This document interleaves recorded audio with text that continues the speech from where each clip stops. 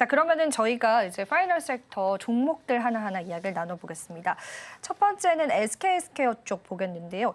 SK스퀘어는 이제 하이닉스나 11번가와 같은 기업들의 지분을 좀 보유하고 있는 기업이죠. 어떤 기업인지부터 조금 짚어볼 수 있을까요?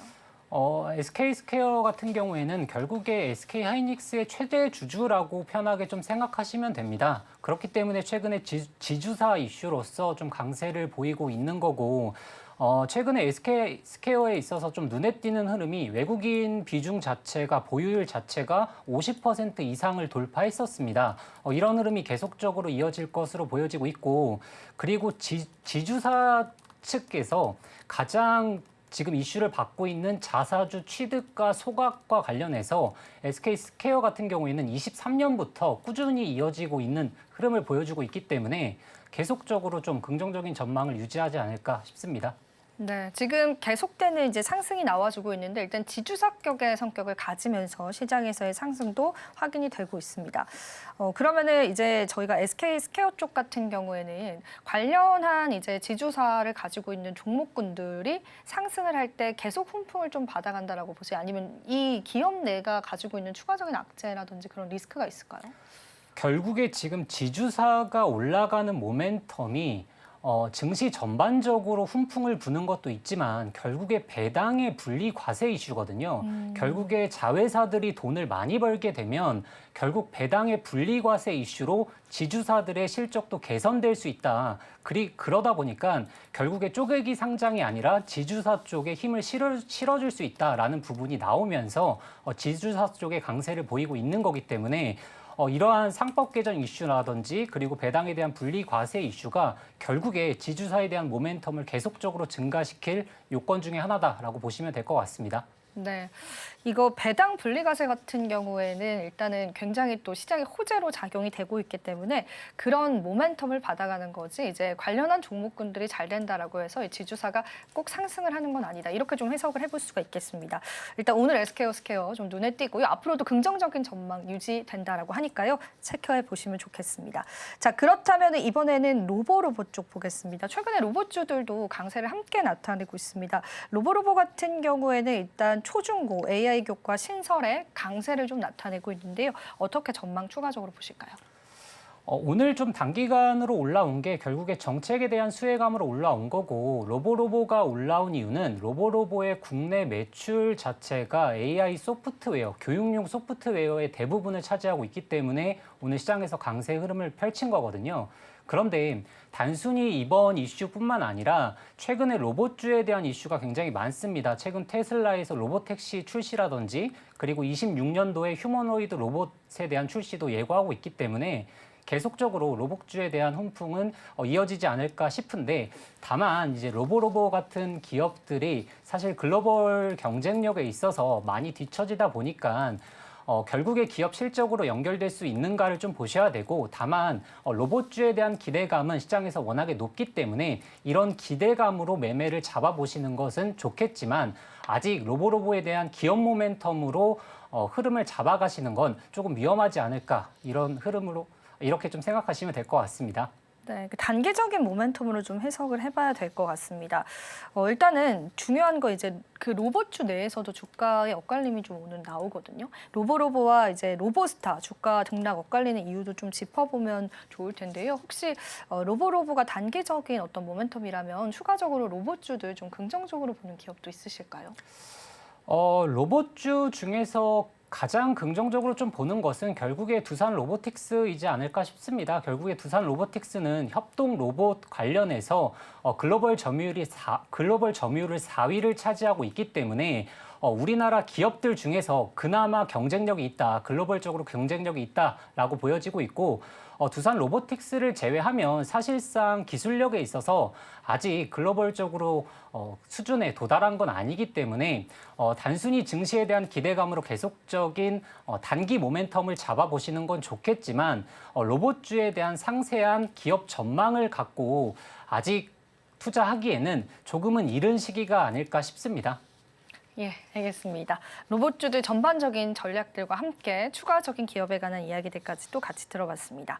자, 이번에 같은 경우에는요, 저희가 스맥 쪽을 좀 짚어보겠습니다. 스맥 같은 경우에는 최대 주주 변경 소식 때문에 오늘 상한가에 달성을 했는데요. S&T 홀딩스로 최대 주주가 변경이 됐는데 이게 어떤 거를 의미하는 걸까요, 시장에서? 결국에 최대 주주 변경이 되면서 앞으로의 기업 모멘텀이 다시 한번 살아나지 않을까에 대해서 시장이 좀 기대를 하고 있는 거고, 오늘 최대 주주 변경이 되면서 이슈가 나왔던 것 중에 하나가 또 무엇이냐면, 최대 주주가 변경이 되면서 이 S&T 홀딩스가 장내 매수를 또 진행을 했었습니다. 이런 모멘텀이 이제 시장에서 부각을 받게 된 거고, 또 추가적으로 스맥 같은 경우에는 현재 현대위아의 사업부에 대한 인수를 또 추진하고 있기 때문에 최대 주주에 대한 변경, 그리고 최근 사업부에 대한 인수까지 모멘텀을 받으면서 긍정적인 흐름을 보였다라고 판단하시는 게 좋을 것 같습니다. 장내 매수를 통해서 스맥의 지분을 확보했다라는 그런 시장의 이야기들 좀 나오고 있습니다. 그러면은 스맥 자체가 이제 가지고 있는 사업 분야에 관한 그런 시장의 모멘텀들은 없고, 사실은 이제 최대 주주 변경에 관한 모멘텀만 가져간다라고 보실까요? 사실 스맥 관련해서 기업 모멘텀이 지금 너무나 좋다라고 판단하기에는 아직은 좀 이른 것 같고, 현대유아 사업부를 인수를 하고 나서 어떤 전망을 좀 보여줄지를 좀 주목해서 보는 게 현재 시장에서 가장 좀 객관적이지 않을까 싶습니다. 예, 그런 부분까지도 짚어봤기 때문에 좀 이렇게 그렇다면 우리가 좀 단기적으로 대응을 좀 해봐야 될 것 같습니다. 그 부분까지도 함께 챙겨드리도록 하겠습니다. 자, 그럼 국민 테마 탑3로 한번 넘어가 볼 텐데요. 저희가 오늘 다뤄볼 첫 번째 탑3는 반도체 쪽 보겠습니다.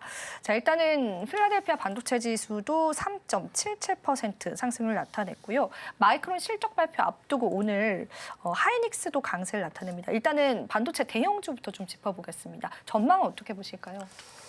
SK 하이닉스는 워낙에 시장에서 지금 강세를 펼치고 있기 때문에 전망을 당연히 좋게 보는 게 맞긴 한데, 너무 긍정적인 전망만 있는 것은 사실상 아니거든요. 특히나 HBM4 관련해서 SK 하이닉스가 점유율을 어떻게 가져가야 될 것인가, 또 이것도 문제점 중에 하나로 나오고 있고, 또 최근에 SK 하이닉스의 HBM 생산량을 봤을 때 수요 대비해서 한 80에서 90%를 유지하고 있거든요.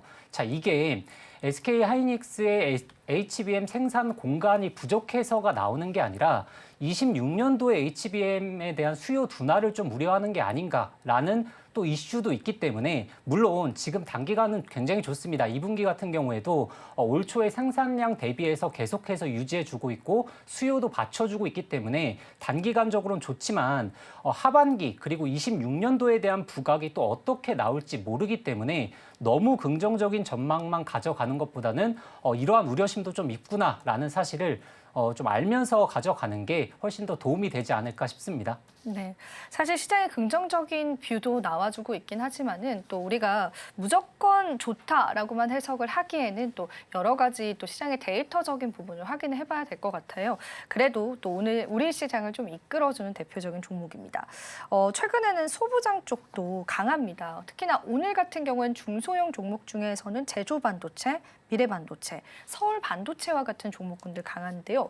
오히려 이제 지금까지는 대형주에 좀 집중을 해봤다면 이런 중소형주에 관해서는 전망을 어떻게 보실까요? 지금 소부장 관련해서나 아니면은 중소형 반도체 기업들이 올라올 수 있는 모멘텀은 결국에 삼성전자가 같이 올라오면서 모멘텀을 받을 수 있는 거거든요.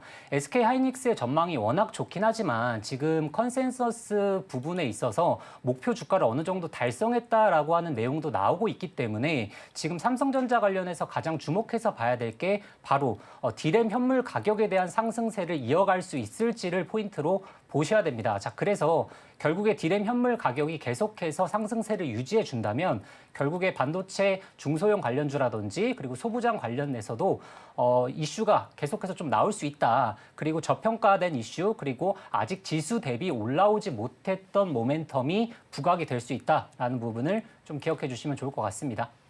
네. 삼성전자와 함께 시장에서 이끌 수 있다라고 보고 계시는데요.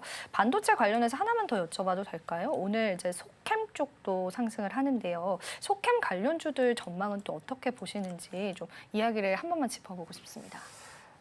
아직은 이쪽 부분에 있어서 뚜렷할 이슈가 나오고 있지를 않기 때문에, 그리고 기업 실적으로 보여주고 있는 부분이 사실상 좀 미비하기 때문에 지금은 시장이 전체적으로 좋기 때문에 전망도 좀 좋아 보일 수 있는 거거든요. 근데 반도체 기업 같은 경우에는 하반기에 턴어라운드 할 수 있을 것인가 없을 것인가에 대한 기업 전망들이 엇갈리고 있기 때문에 좀 전망이 좋은 그런 섹터군들 위주, 그리고 개별주 위주로 좀 보시는 것을 개인적으로 좀 추천드리겠습니다.